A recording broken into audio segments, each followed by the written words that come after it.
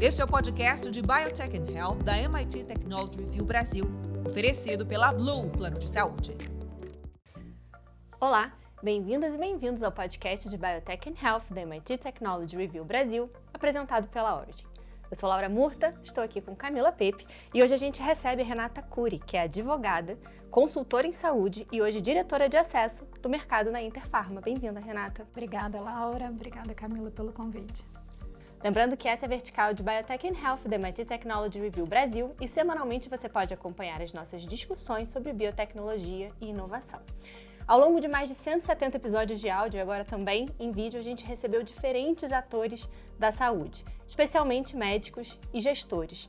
Mas, Renata, eu queria aproveitar a sua vinda aqui, também a sua ida para a Interpharma, para a gente ouvir de você como é que você enxerga a posição do Brasil no acesso à inovação. Laura, mais uma vez, obrigada pelo convite.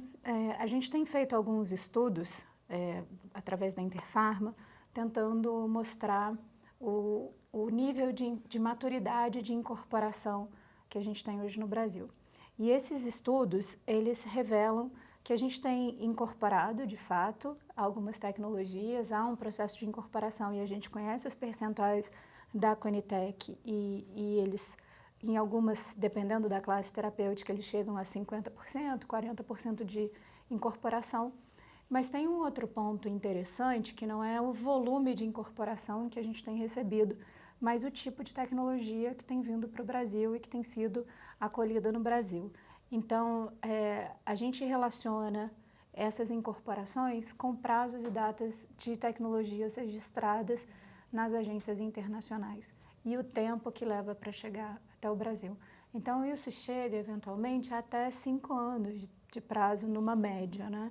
Então, eu entendo que a gente tem muito para avançar no que diz respeito não à incorporação propriamente, mas ao modelo de financiamento do país e de priorização de tecnologias para que a gente acolha mais essas terapias que são tidas como inovadoras. Não necessariamente todas essas que são registradas fora do país são tecnologias que de fato são disruptivas, a gente sabe disso. Mas a gente pode pressupor que essas tecnologias, elas acompanham mais o conhecimento mais recente, dados mais recentes epidemiológicos, o aprofundamento do conhecimento da doença, dos pacientes, o acompanhamento dos pacientes. Então, minimamente, está um pouco mais atualizado com a evolução da própria doença. A gente acha que é um ponto que merece consideração. Agora, quando a gente vê esses dados, a gente percebe que existe realmente um delay daquilo que é aprovado em termos regulatórios pelo FDA e pelo EMA até ser aprovado pela Anvisa, ou em termos de aprovação regulatória isso está alinhado e a demora mesmo acontece para o acesso? Depende muito da área terapêutica. A gente está considerando, conforme os dados também que são divulgados pela Anvisa e pela Conitec, a gente não consegue partilhar com o nível de detalhamento que a gente gostaria para entender cada prazo e os seus respectivos gargalos, né? Mas a gente faz essa avaliação considerando todo esse prazo, relacionando o registro internacional até chegar ao paciente no Brasil. Perfeito. Primeiro, obrigada, porque a gente fala tanto sobre novas tecnologias Sim. aqui, então acho que é super bacana a gente também poder explorar um pouco essa questão do acesso, né? Claro. Como que esses pacientes vão ter acesso a essas tecnologias. Claro. Mas eu queria que você contasse um pouco para a gente sobre essa questão do desenvolvimento nacional de tecnologias. A gente escuta muito isso como sendo uma forma de aproximar mais o paciente à possibilidade de ter acesso a essas tecnologias. Mas eu sei que você tem uma visão aí também um pouco relacionada aos custos, eu queria que você contasse um pouco para a gente. Camila, eu acho que não é possível hoje alguém ser veemente contra o desenvolvimento tecnológico na área da saúde, seja na ciência, na inovação, no desenvolvimento, na produção de novas soluções para a população.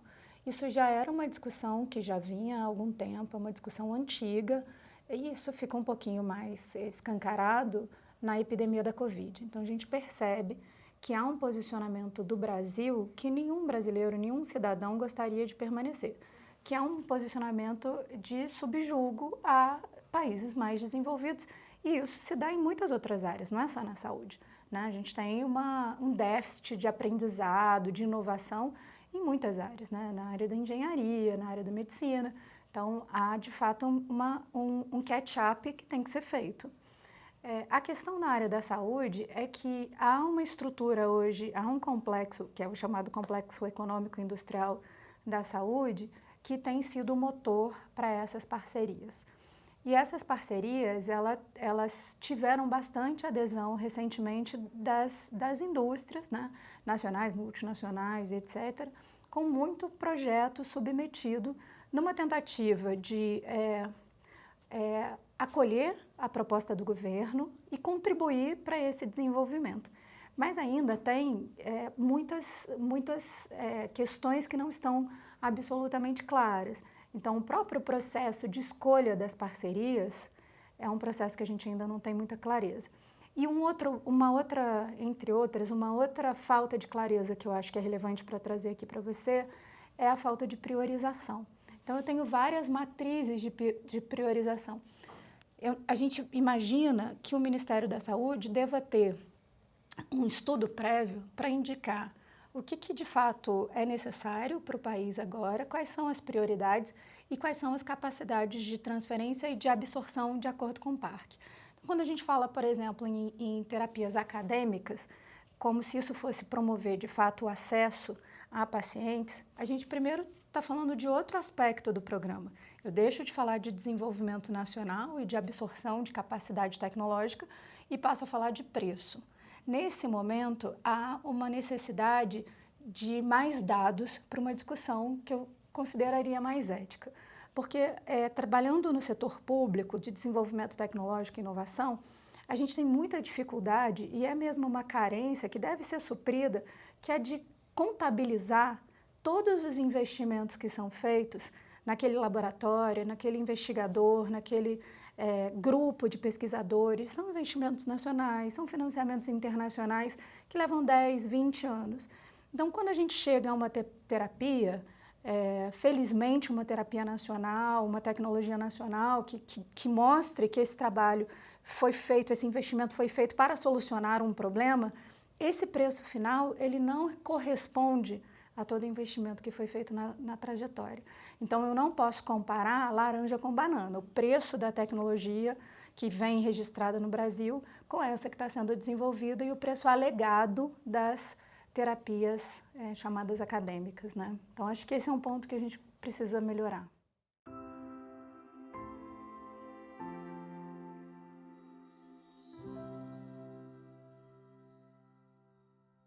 Esse é o Momento Saúde 360, oferecido pela Blue, Plano de Saúde.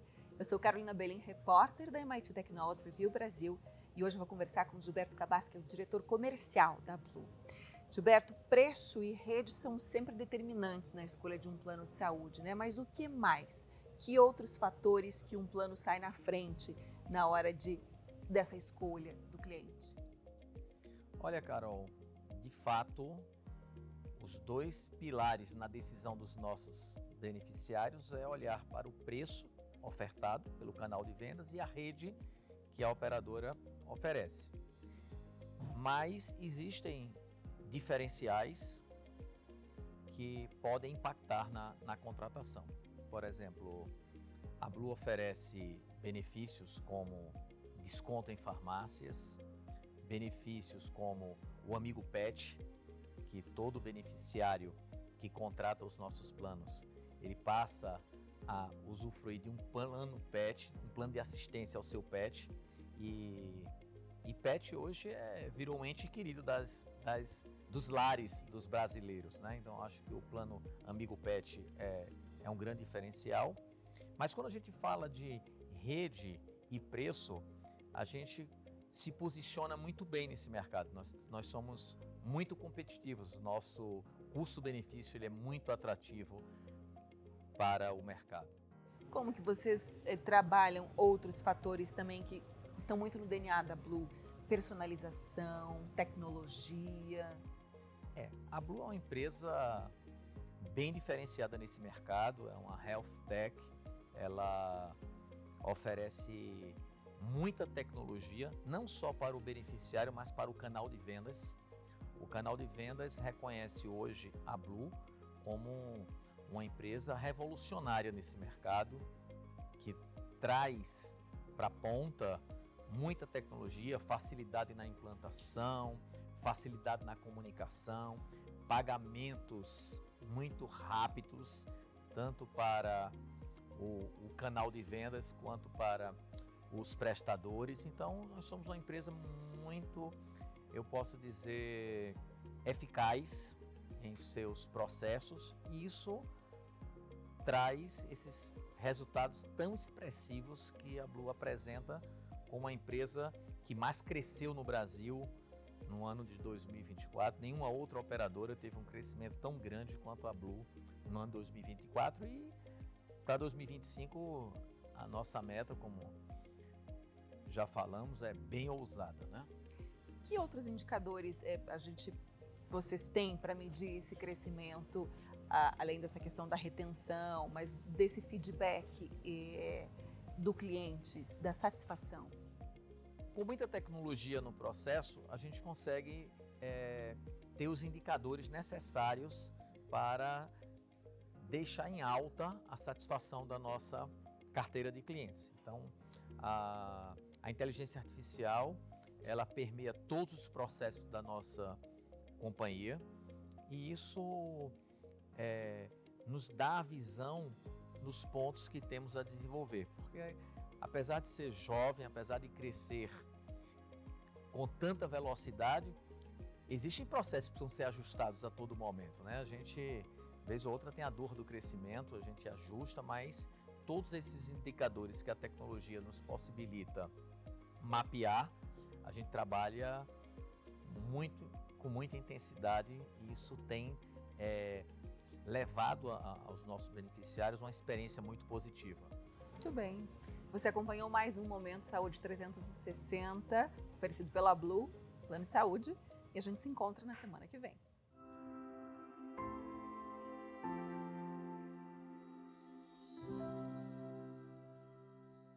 Renata, a gente sabe que você é uma super referência em acordos de compartilhamento de risco, né?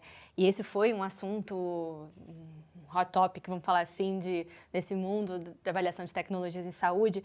Mas eu queria aproveitar para a gente falar sobre novos assuntos que estão super em alta nesse momento. Sim. Então, a gente tem a questão, né, por exemplo, da agência única para avaliação de tecnologias em saúde. Eu queria que você falasse um pouco qual é a sua impressão desse projeto que agora tem sido amplamente discutido. A agência única, ela ressurge nesse momento de discussão da saúde, junto com a decisão do STF sobre os temas 6 e o tema 1, 2, 3, 4. E, então, ela tem um clamor que me preocupa um pouco, porque uma agência única, ela não necessariamente vai resolver o problema do acesso e nem o problema da judicialização. Isso a gente sabe. É muito claro, não tem uma relação de causa e efeito imediata, assim. Então eu não vejo a agência única como a solução para o problema da judicialização. Eu acho que eu já li os documentos estruturantes, mas acho que os debates estão começando. Era um documento que foi desenvolvido por um grupo, então agora a gente tem tido mais acesso às opiniões, então acho que essa discussão precisa ser muito ampliada ainda para a gente coletar as impressões da sociedade nesse sentido. Mas do pouco que a gente tem até hoje de documento, eu tenho alguns pontos para destacar. Em primeiro lugar, é que uma agência excelente de incorporação de tecnologia no Brasil, ou a própria aprimoramento da Conitec, uma Conitec forte, que faça um processo de avaliação de tecnologia em saúde muito bom, ele não resolve um problema mais grave, que é onde esse processo está inserido, que é o de financiamento e de negociação de compra. Então, enquanto o país não tiver uma relação, uma política de priorizar, estabelecer financiamento, dedicar um determinado orçamento de forma clara para as tecnologias, o processo de incorporação pode ser perfeito, mas ele não consegue promover acesso, né? Então, esse para mim é um ponto que a gente não pode desconsiderar. Eu não posso tratar a agência única como a solução de um problema muito estrutural e que está intimamente vinculado com o processo de incorporação de tecnologias. Além disso, eu acho que a gente faz benchmarks muito perigosos. A gente tem a Conitec, é uma das agências, dos órgãos de incorporação mais transparentes que a gente sabe do mundo. A gente fez um estudo recente, quase 99% das decisões do NICE tem algum tipo de censura. E a Conitec não tem um problema de transparência propriamente, talvez de falta de clareza de critérios. Quando a gente fala transparência, precisamos sofisticar esse problema, essa questão. Então, se eu tenho uma Conitec forte, talvez com uma certa independência financeira, e eu for fazer um benchmark com o NICE, etc., eu preciso olhar o que esse país, o que a Inglaterra tem em termos de acesso na toda a jornada, que é uma coisa que a gente não tem aqui. E a independência é outra questão que eu acho que a gente precisa de mais maturidade, porque a Conitec, ela, de alguma forma, ela atende às demandas, ainda que um pouco caóticas, do Ministério da Saúde. Ela trabalha com um orçamento do Ministério da Saúde. O impacto dessa incorporação na saúde suplementar, automático, é complementar à saúde suplementar. Mas se a gente concentra todos essas priorizações na Conitec, eu temo que a gente prejudique os consumidores e os beneficiários das operadoras de saúde, que têm uma contratação, uma relação contratual. Além dos impostos, tem um pagamento de um valor a mais. Então, como essa interseção entre o sistema público e saúde suplementar se concentram numa agência, eu acho que esse é o ponto mais sensível. Acho que esse ponto que você trouxe da priorização, você já tinha até tocado nesse ponto com relação às tecnologias, né, desenvolvimento nacional, mas aqui também é uma questão importante quando a gente fala nesse contexto de agência única. Você está falando de mercado público, mercado privado, e eu concordo super com essa, como que a gente vai dizer que faz sentido para um e não faz sentido para o outro, ou vice-versa, mas como que a gente poderia fazer essa priorização. Mas o que você acha, por exemplo, dessa agência única com um foco mais para a questão da eficácia, da segurança, para uma tomada de decisão mais da parte clínica e aí sim ter um segmento diferenciado com relação às etapas subsequentes, que seriam das análises econômicas e tudo mais, que é muito como que a gente estava agora recentemente na ISPOR, eles estavam discutindo sobre isso agora, num processo semelhante que vai começar agora em 2025 lá para a Europa, de ter essa decisão unificada com relação à eficácia e segurança da tecnologia, que, bem ou mal, já está bem resolvida quando a gente fala de Anvisa, mas ter uma decisão não unificada da parte econômica. Você acha isso sensível ainda?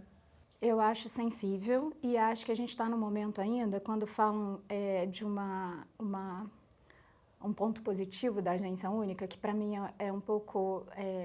muito evidente, mas sem profundidade, que é o de otimização de recursos. Então, na medida que eu junto, eu estou otimizando e economizando. Então, isso não necessariamente vai ser assim, tem outros custos.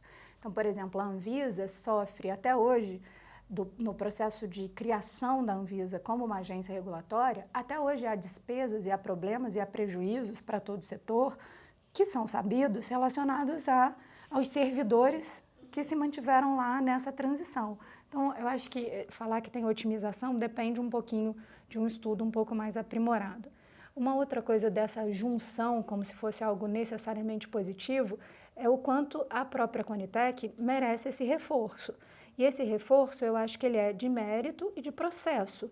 Então, nada impede que numa revisão do processo da Conitec, que eu acho que é do próprio interesse do Ministério da Saúde, seja fortalecida as competências de avaliação de tecnologia, as mais hard data, né, as mais relacionadas à eficácia, eficiência, etc., e até custo-efetividade e as econômicas, mas que haja ali essas duas outras etapas que estão faltando, da priorização aqui e uma etapa de negociação de preço.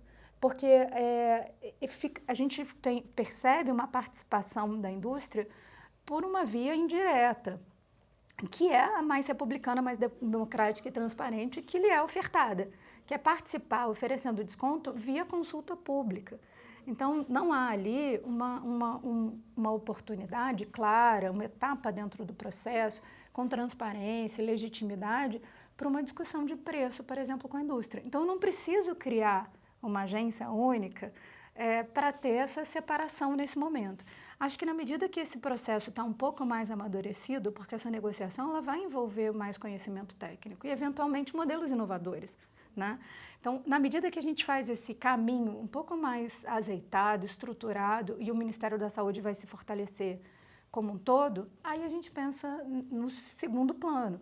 Na Europa, a gente já está numa segunda onda de ATS, né? A gente aqui ainda está caminhando. Já que você tocou no compartilhamento de risco, eu vou só aproveitar para fazer uma pergunta de curiosidade mesmo. Você acha que a agência única poderia ajudar a impulsionar esses modelos? Eu acho que não necessariamente, sabe, Camila? Eu não preciso necessariamente da agência única. A gente gosta de novidade e eu acho que eu falei muito no mercado porque o compartilhamento de risco era uma super novidade. Acho que foi muito interessante porque, por exemplo, a gente começou a discutir valor, a gente começou a discutir no Brasil primeiro compartilhamento de risco e depois dados de mundo real, pagamento baseado em valor. Então, às vezes, essas iniciativas, e que a gente até traz de fora, elas provocam discussões que são transversais, que tangenciam ao acordo de compartilhamento de risco e a gente vai desenvolvendo outras áreas. Eu acho que a agência única traz essa provocação. Eu preciso da agência única para desenvolver modelos inovadores com o Ministério da Saúde ou eu preciso de uma etapa de amadurecimento, de discussão de preço e de volume, de eficácia no próprio Ministério da Saúde e então a gente passa para um outro lugar, né? A gente pode fazer um episódio só sobre isso. E, Renata, você comentou da decisão do STF, eu queria perguntar um pouco a sua opinião, na verdade, assim, o que você acha que efetivamente isso vai transformar o setor, né? Como você enxerga essas mudanças daqui para frente, tanto em pontos de melhoria, né, quanto em alguns pontos que a gente sabe que podem ser prejudiciais, porque acaba que essa decisão, como você falou, né, essa decisão ela fica toda conectada com os outros processos, né, o impacto que isso vai ter na saúde suplementar, o impacto que isso tem até na própria maneira como a gente vê a Conitec, né, se a Conitec diz não, é não. Então, enfim, como você enxerga isso numa visão mais ampla? Eu acho que essas decisões, tanto da tese 6 como a 1, 2, 3, 4, elas vêm no intuito de resolver um problema grave, que é o volume de judicialização e a desorganização da prestação do cuidado dos orçamentos dos municípios, dos estados e da União, né? Por outro lado, a judicialização ela não é na saúde. Se você pensar no volume de processos que a gente tem no Brasil, ele equivale a um processo por pessoa. Então, a gente tem um volume de processos judiciais em todas as áreas, porque a nossa Constituição ela garante o direito de pedir na justiça aquilo que está resistido, aquilo que não foi atendido e que eu considero um direito. É um direito, no artigo 196, o acesso amplo à saúde. Se ele não me é concedido, daí a negativa administrativa, como uma exigência, eu tenho condição, preencho os requisitos para ir até o judiciário e dizer, olha, eu tenho esse direito constitucional e não foi concedido. Então, é muito comum essa possibilidade de judicializar com base na nossa Constituição Federal e nesse princípio de ampla jurisdição, que é um princípio de peticionamento também da nossa Constituição Federal. Então, esse é um fato. Se vai haver uma organização melhor do orçamento com o tema 1, 2, 3, 4, com essa divisão de competências, a gente precisa acompanhar. Minha preocupação no tema 1, 2, 3, 4 é que quando você estipula competência para julgar, isso pode embarrear o acesso. Isso representa um gargalo para os pacientes se você for considerar todo o judiciário do país inteiro. No tema 6, eu acho que houve uma rigidez muito grande ao estabelecer as condições para um juiz conceder a tecnologia em saúde, que é a inclusão da recomendação técnica da Conitec, né? Então, eu acho que o judiciário alçou aquilo que era uma recomendação técnica a uma decisão de Estado. E por isso, talvez, a Conitec não estivesse preparada para esse peso dessa decisão, dessa recomendação técnica, né? E, ao mesmo tempo, ele impede uma revisão judicial dessa decisão. Porque se eu vou em juízo porque não está incorporado, e não estar incorporado significa que eu não posso ir a juízo, não incorporou, eu não tenho meios mais de rever uma decisão administrativa. Então, há uma rigidez, na minha opinião, nesse sentido, embora haja essa intenção, que eu acho legítima, de organizar a judicialização. O que tem de positivo aqui é essa possibilidade, e acho que o Brasil inteiro está olhando para a Conitec e a própria Conitec está tentando se olhar, se enxergar, porque não acho que estava preparada para essa promoção, né? Então, tem eu acho que se a gente tem uma aliança, um trabalho colaborativo, se o Ministério da Saúde tiver a possibilidade de abrir as portas para as contribuições, para as falhas, para as possíveis soluções que forem apresentadas, para novas alianças, para um modelo mais moderno de interação, e é por isso que eu fui convidada para ir para a Interpharma, né? Porque eu acho que é na colaboração que a gente consegue avançar, aí eu acho que a gente vai ter um processo mais aprimorado de incorporação. Mas, enquanto isso, a gente está muito preocupado com a Conitec, e porque a solução também que a gente tem hoje para, eventualmente, revisar uma decisão da Conitec é na falha da Conitec. Ninguém quer ficar olhando para o Ministério da Saúde esperando uma falha, né? A gente espera que acerte, que o acesso seja concedido. Então, eu acho que é uma oportunidade de rever o processo. Perfeito. Você tocou num ponto importante, que é da colaboração, né? E aí eu queria te escutar um pouco como que você acha que a indústria, né, a indústria farmacêutica pode colaborar com tudo isso que a gente falou aqui, não só com essa decisão do STF, mas com todos os pontos que você trouxe aqui, de forma a trazer algo que seja positivo e que possa melhorar tudo isso que a gente vem construindo. A intenção das nossas associadas é aprimorar o processo de incorporação de tecnologias em saúde, porque essas empresas, elas são as empresas que mais submetem tecnologias para a incorporação no Brasil e no mundo. Então, elas estão muito familiarizadas com o processo da Conitec. Elas submetem as suas tecnologias ao crivo do ATS, né, da ATS, que é realizada pela Conitec, da avaliação da Conitec. Então, às vezes, elas recebem a recomendação positiva, às vezes negativa, recorrem, aprimoram seus processos, mas estão ali obedecendo a regra que está sendo colocada, respeitando a Conitec como responsável pela recomendação técnica e avaliação de tecnologias em saúde, e em relação aos maiores peticionários de avaliação de tecnologia em saúde, aos que mais submetem as tecnologias, são essas empresas. Então, a intenção é aprimorar esse processo. Todo o nosso trabalho tem sido em coletar as principais falhas, mas, sobretudo, levar propostas de soluções para que esse processo seja forte, para que o Brasil seja reconhecido como um país de nível elevado, cada vez mais elevado, de incorporação de tecnologias em saúde. Mas é uma evolução, né? Se a gente olha, né, pelo menos a sensação que eu tenho, e acho que você começou até falando sobre isso, sobre a transparência da Conitec, a gente tem construído ao longo dos anos e o processo está cada vez melhor. Então, acho que parabéns, né, pelo trabalho de vocês, e eu acho que a ideia é que essa colaboração possa cada vez melhorar mais esse processo, e a gente está aí com essa transparência cada vez maior, com o objetivo de... Acho que todas as críticas que a gente traz, né, ao processo, elas são críticas no sentido muito da gente... Acho que os problemas já estão muito mapeados. A gente fala do problema do acesso às doenças raras e agora das tecnologias de alto custo há muito tempo. Acho que todo mundo sabe disso. Sim. O ponto é como é que a gente vai fazer com isso, né? Como é que a gente vai evoluir a partir daí. E a minha percepção com todas essas mudanças é que o objetivo final é que a gente tenha... Não é nem que a tecnologia... com certeza seja incorporada, porque a gente sabe que existe uma restrição orçamentária, mas que a gente tenha garantia que foi tomada a melhor decisão possível naquele momento, né? Sim. Que foi a melhor decisão, de fato, considerando os aspectos clínicos, econômicos, de priorização, de financiamento, né? De necessidade médica não atendida. É isso, exatamente. Eu acho que esse é o gargalo importante. Você tem que aprimorar o processo da Conitec.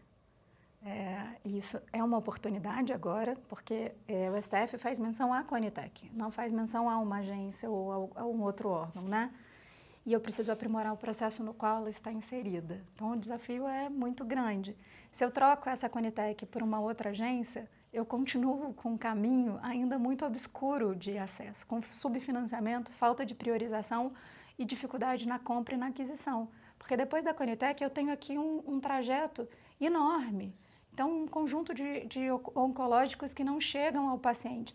Esse trajeto, ele talvez seja obstaculizado pelo próprio processo da Conitec, porque essa negociação de preço, que indireta, né, ela depois impacta na negociação do DELOG. Então, eu acho que esse caminho merece um saneamento, uma melhora, e aí a gente consegue talvez melhorar o acesso assim, e ter mais dados, né? Fundamental. Renata, obrigada pela sua vocês. participação aqui no podcast. Eu queria agradecer a você também que nos acompanhou até aqui e também não deixe de acompanhar os nossos conteúdos em mittechreview.com.br. Semana que vem tem mais um episódio e eu espero você. Até lá!